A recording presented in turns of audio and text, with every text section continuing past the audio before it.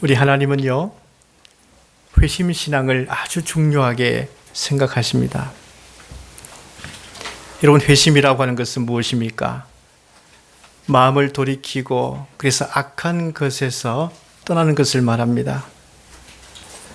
즉, 하나님을 떠나 있거나 혹은 신앙에 대해서 불신했다가 마음을 돌이켜서 철저히 하나님을 믿는 것을 바로 회심이라고 말합니다. 그러므로 이 회심은요, 소극적으로는 죄에서 돌아서는 것을 말하지만 적극적으로는 그리스도를 향하여 믿는 것을 말합니다. 그런데 이 회심은요, 사람이 자기의 의지로 깨닫고 돌이키는 것 같지만은 실상은 바로 하나님의 은혜로 주어지는 바로 마음의 결단인 것입니다. 그러므로 기독교 신앙의 핵심은 무엇이라고 할 수 있습니까? 이 질문에 대해서 어거스틴은요, 오직 하나님의 은혜다, 이렇게 말을 했습니다. 그가 76세로 하나님 품으로 가기 4년 전 그는 방대한 책들을 많이 저술했는데요. 대표적으로 고백록을 저술했고요. 그 다음에 은혜론을 저술했습니다. 그래서 그의 은혜론을 읽어보게 되면요, 죄성을 타고나는 이 인간은 처음부터 인생 끝까지 오직 하나님의 은혜로만 믿음을 가지게 된다고 말하고 있습니다. 믿음뿐이겠습니까? 우리가 사랑하는 것도요, 오직 하나님의 은혜로만 가능하다. 그리고 우리가 거룩함을 가지는 것도 오직 하나님의 은혜로 가능하고, 소망 있는 삶을 사는 것도 오직 하나님의 은혜로 가능하다고 전하고 있습니다. 이런 하나님의 은혜, 이 구원의 사실을 다른 복음서에도 기록하고 있지만 좀 더 자세하며 심도 있게 전하고 있는 복음서가 지금 우리가 읽고 있는 바로 누가복음인 것입니다. 우리 예수님은요, 사역을 시작하실 때부터 많은 유대인들에게 그 이목이 집중되었습니다. 왜냐하면 회당에서 가르치는 그 말씀의 권세가 있었고, 그 다음에 치료하는 권세가 있었습니다. 예수님의 이 강력한 은혜의 중력의 힘은요, 많은 사람들이 예수님께 몰려올 수밖에 없도록 했습니다. 이때 바리새인들은요, 이러한 모습을 좋아하지 않았습니다. 왜 탁월한 말씀의 권세를 가지신 예수님이 우리 종교 지도자들과 함께 대화하거나 어울리지 않고 저 죄인들과 가까이 하며 함께 생활하는지 모르겠다. 그래서 이 바리새인들은요, 예수님께서 그와 같은 행동을 하는 것에 대해서 불미스럽게 생각했고, 그 다음에 모순적으로 보았습니다.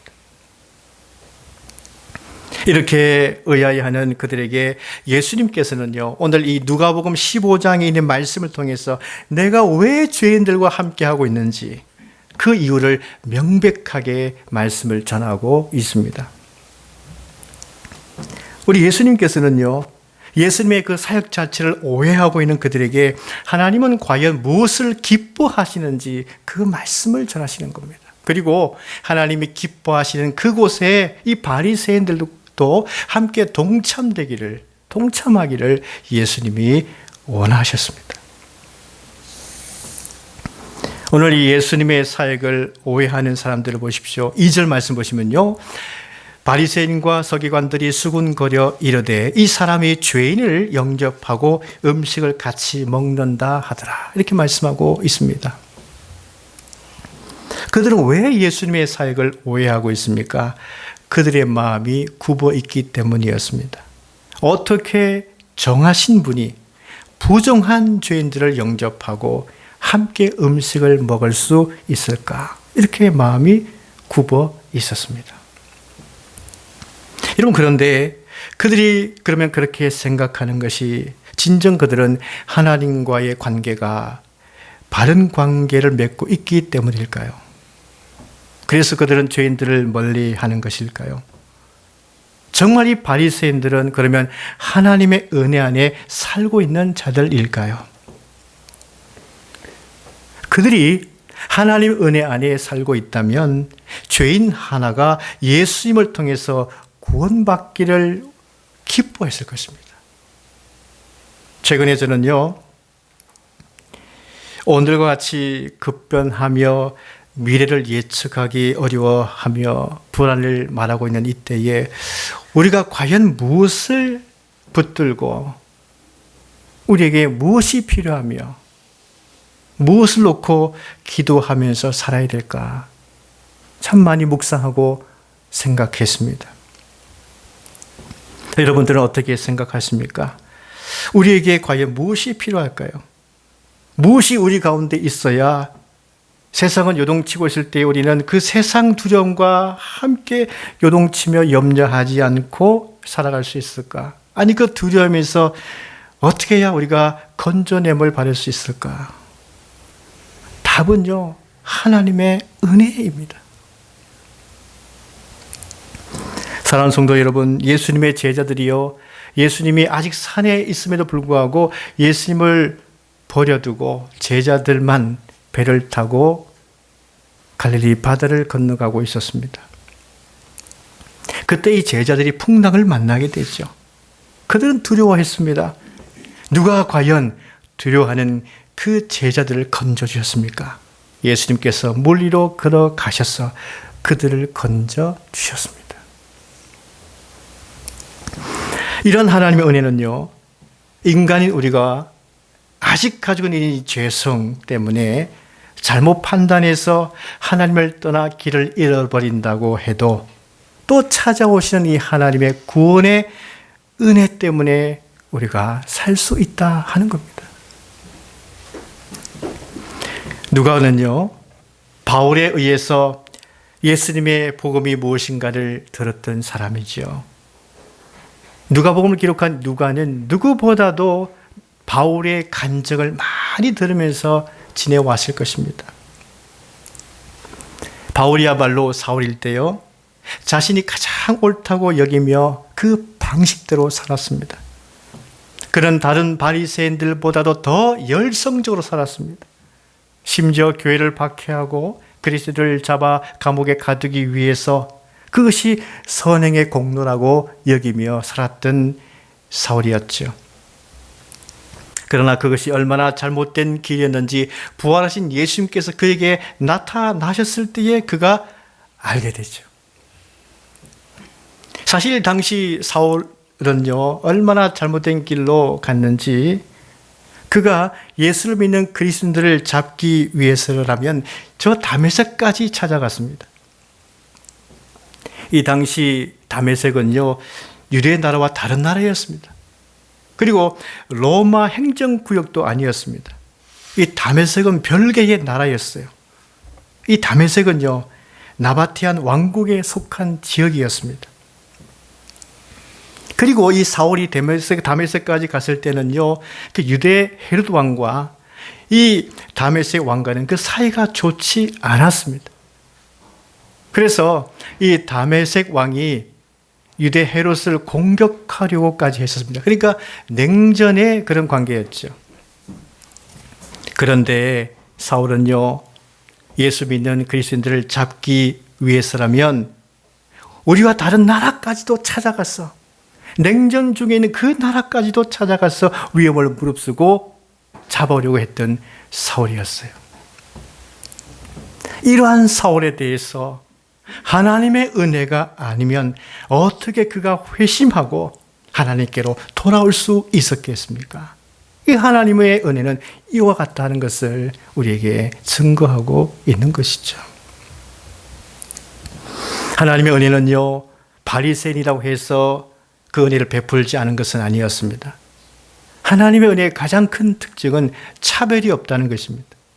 지금 이 바리새인들이 예수님께 대해서 질문을 하지만은, 그리고 죄인들을 영접하고 그들과 함께 식사한다고 불평하지만은, 그러나 예수님은요, 이 바리새인들과 먼저 만났던 경험이 있는 것이죠. 그들과 함께 식사를 나누셨습니다. 누가복음 14장 말씀 보면 예수님께서 한 바리새인 지도자 집에 찾아가서 떡을 잡수셨다라고 기록되어 있어요. 그러나 여러분, 그들은요, 예수님께서 전하는 이 복음을 듣지 않았습니다. 그들은요, 높은 자리를 탐했고 높임을 받기만을 원했던 사람이었습니다. 예수님께서는요, 바리새인들이 같은 복음을 전하셨습니까? 자기를 높이는 자는 낮아지고 자기를 낮추는 자는 높아지리라. 이런 말씀을 그들에게 전하셨고요. 항상 상석에만 앉으려 하지 말고 거기만 찾아다니지 말라고도 예수님께서 말씀하셨죠. 그리고 이 잔치를 베풀 때에 갚을 것이 없는 가난한 자들을 청해라. 그리하면 너에게 복이 되리라고 예수님이 말씀하셨습니다. 그러나 그들은 그 예수님 말씀을 듣지 않았습니다. 또한 그 말씀을 듣고도 회개하지 않았습니다. 여러분, 그들에게 가장 큰 문제는 무엇입니까? 죄인들이 회복되는 것을 기뻐하지 않았다. 이것이 그들에게 가장 큰 문제였습니다. 1절 말씀 보십시오. 모든 세리와 죄인들이 말씀을 들으러 가까이 나오니. 이러한 예수님에 대해서 바리새인들의 반응은 어떻습니까? 2절에 이 사람이 죄인을 영접한다. 이런 반응을 보였습니다. 그러자 그들에게 예수님께서는 비유로 말씀하시죠. 예수님께서 비유로 말씀하시는데요, 바리새인들을 가리키면서 너희 중에 어떤 사람이 양 100마리가 있는데 그 중에 하나를 잃으면, 이 비유에 말씀하시면서 길 잃은 한 마리 양에 대한 비유를 말씀하십니다.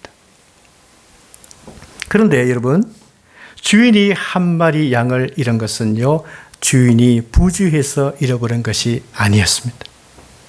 그 양이 자기 제 발로, 제 길로, 제 욕심으로 다른 길로 갔고 이탈한 것이죠. 이 사실을 예수님이 말씀하고 있는 겁니다.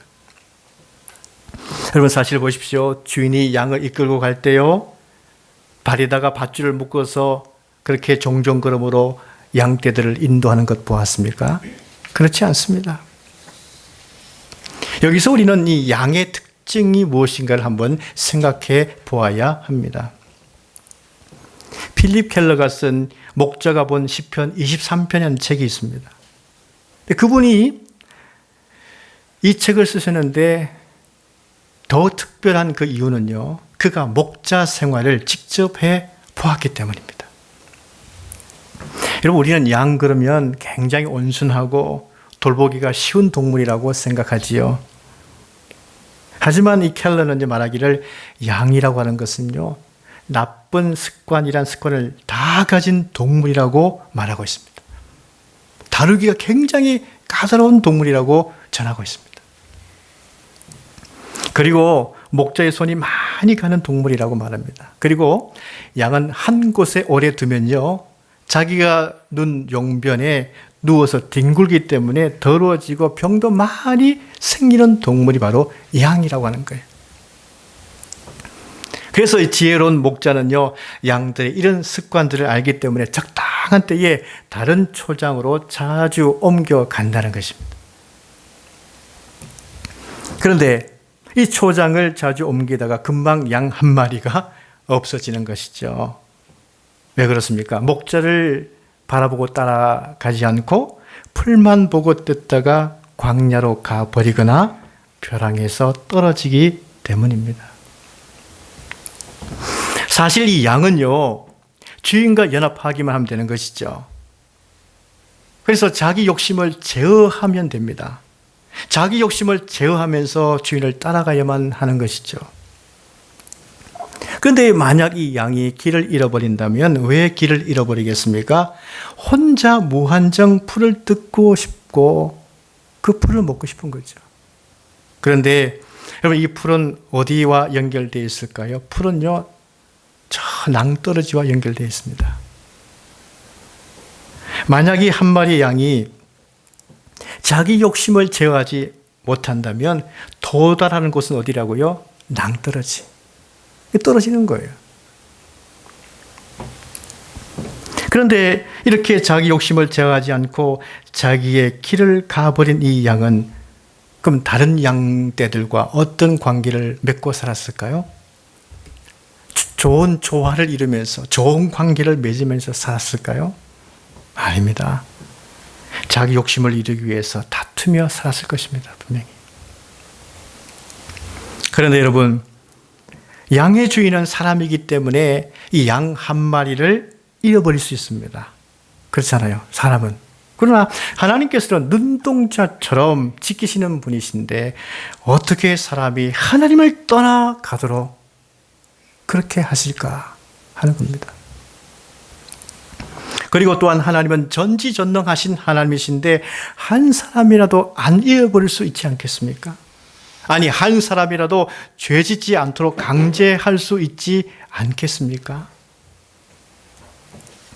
근데 우리 하나님께서는요, 사람의 발에다가 착고를 채워가지고 꼼짝 못하게 하시는 분은 아닙니다. 자유선택하게 하셨죠. 여러분, 그런데 사람이 자유선택할 수 있지만은 인간은 그 선택한 것에 대해서 완전하게 책임지지 못한다면 그 선택한 것에 대해서 따르는 고통이 있다는 겁니다. 그런데 사실 우리가 자유스럽게 자기 선택을 하지만 스스로 완전하게 내가 선택한 것을 책임질 수 있습니까? 책임 못 집니다. 왜냐? 인간은 죄된 본성을 가지고 있기 때문에 지금 완전한 선택한 것처럼 보이지만 곧 갈등이 생기죠. 그래서 고통이 따르게 되어 있습니다. 어떤 가난한 사람이 있습니다. 그가 말하기를 나는 가난해서 고통스러운데 저 부유한 사람은 고통이 없을 것이라고 말하기도 하죠. 나는 지금 낮은 지위에 있는데 저 높은 정상에 있는 사람은 어떤 마음의 고통이 없을 것이라고 말하는 사람들이 있습니다. 과연 그렇습니까? 누구에게나 다 고통이 있습니다. 그러면 왜 하나님은 사람이 자기 욕심을 따라서 하나님을 떠날 때에 놓아주십니까? 여러분, 인간은요, 아무리 설명을 하고 또 인간이 그 설명을 들어도 다 이해하지 못합니다. 그 은혜를 다 이해하지 못하는 것이죠. 몸으로 경험해 봐야지 아는 것이죠.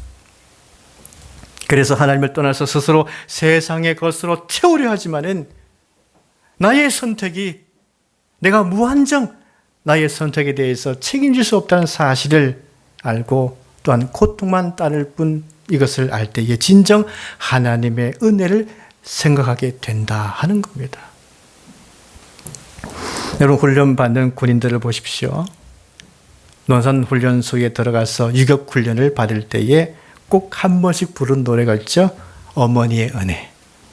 그러면 군인들은 다 웁니다. 다 눈물 흘립니다. 그런데 중요한 것은 이 양의 주인은 어떻게 합니까?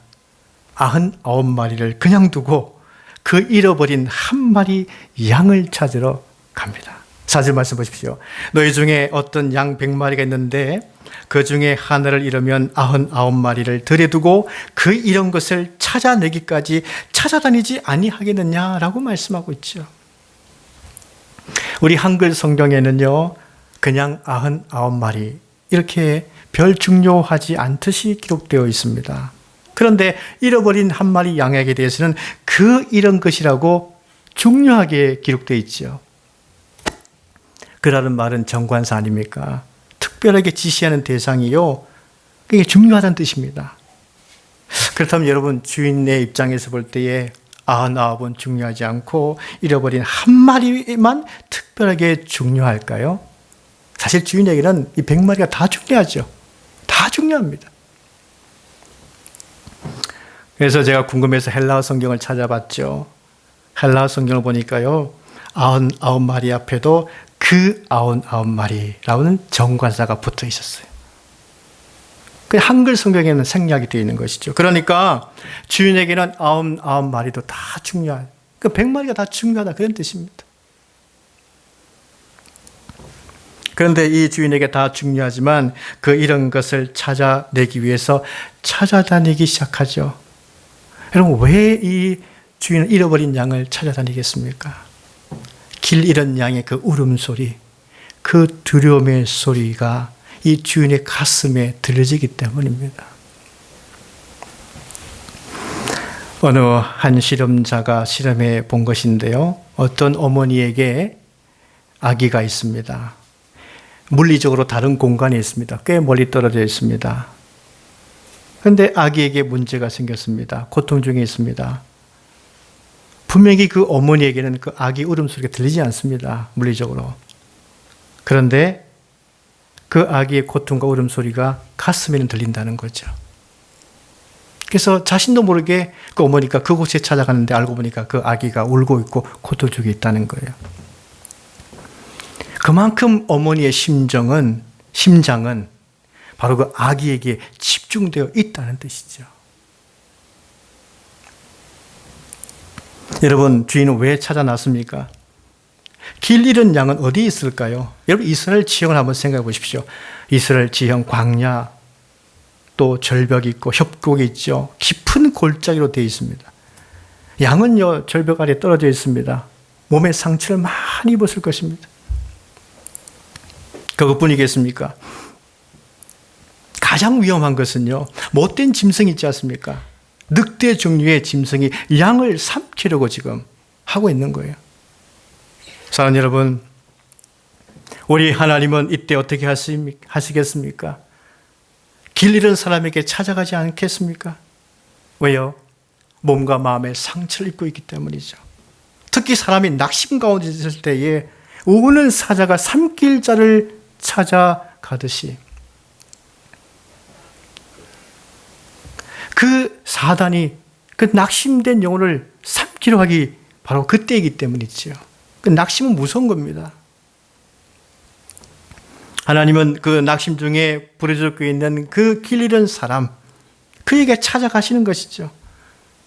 여러분, 여기서 주인이 그 잃은 것을 찾아내기까지 찾아다니지 아니하겠느냐 하는 것처럼 우리 하나님께서도 그 잃은 사람을 찾아내기까지 찾아다니지 아니하시겠느냐 하는 것입니다. 하나님은요, 다 중요하지만 누구에게 대해서 더 기뻐하십니까? 나의 잃은 양을 찾을 때에 더 기뻐하신다고 말씀하고 있죠. 7절 말씀 보시면요, 내가 너에게 이르노니 이와 같이 죄인 한 사람이 회개하면 하늘에서는 회개할 것이 없는 의인 99으로 말미암아 기뻐하는 것보다 더하리라, 이렇게 말씀하고 있습니다.